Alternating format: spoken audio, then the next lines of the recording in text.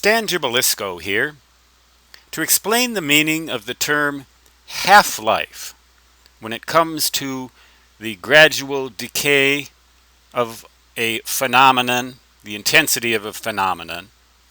That also can refer to a curve called a geometric decay curve or a geometric decrement.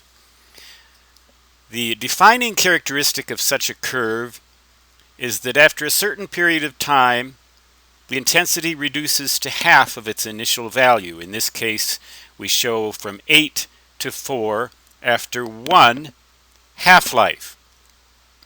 When one more half-life goes by, the intensity drops to half again.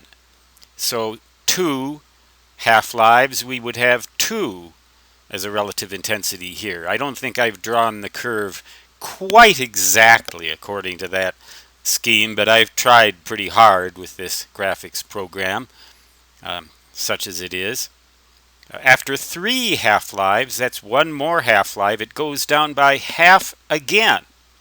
So every time a defined interval of time goes by, the intensity goes down to half of what it was at the beginning of that time interval.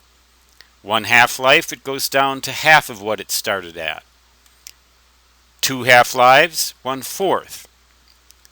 3 half-lives, 1/8. That is, it goes down by a factor of 2 squared or 4, then 2 cubed or 8, or 2 to the minus 3, or 1/8 of what it was, 2 to the minus 4, or 1/16 of what it was, or it goes down by a factor of 2 to the 4th power, or 16. Did I say 2 times 4? I'm getting awfully absent-minded. I meant 2 to the 4th power. 2 to the 5th power, it goes down by a factor of 32 from what it was initially. So it goes down by half every time a half-life goes by. That is the defining characteristic of a geometric decrement or geometric decay curve. The most common example is a radioactive substance, such as you might get after a nuclear detonation or after certain nuclear waste materials are deposited wherever we may see fit to try and get rid of them. The problem is that with radioactive materials, the half-life, it may be only a matter of a few minutes, or it may be a matter of a few million years, depending on what the substance might happen to be. If we try to dispose of something with a half-life of 1,000,000 years, chances are pretty good that future generations are going to live to wish that we hadn't done that. If they can remember who we are, given the transitory nature of our digital dark age, as defined by the president of Google, as I understand it. Nobody will know who we were anyway, so what does it matter if they have degenerative diseases? You know what I'm getting at. Half-life can be a very significant phenomenon or a very insignificant phenomenon. Some decay curves naturally occur in other situations besides radioactivity, but that is the most common example. Another good example that I might interject here is the way in which you might withdraw from a highly addictive drug, such as a benzodiazepine. Look that one up. Clonazepam, diazepam, those kinds of tranquilizers. Look up Valium, for that matter, or Librium. They're very hard to withdraw from, and the best way to do it is by means of a geometric decrement.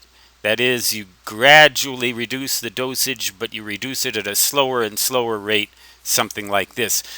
Another similar decrement is called a logarithmic decrement. It looks very much like this on a graph, but mathematically it's quite different. In any case, never will this curve get all the way down to 0, no matter how many half-lives go by.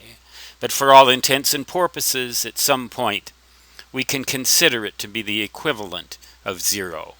Say after 100 half-lives or 1,000 half-lives, or maybe in the case of a benzodiazepine, 4 or 5 or 6 half-lives will be enough. I ought to know in about a year, because right now I am habituated to a benzodiazepine drug. I will not specify which one. And it is proving exceptionally difficult to get off of.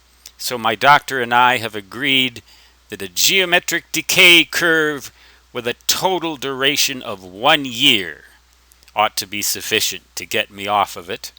We made that agreement the beginning of this year, 2017. So by, say, New Year's Day 2018, if the world is still here, I'll be off this bloody awful drug. By the way, if your doctor ever recommends a benzodiazepine for you, I recommend, and this is off the record my personal opinion, get a second opinion. There's a devil in that bottle and it wants to see you dead.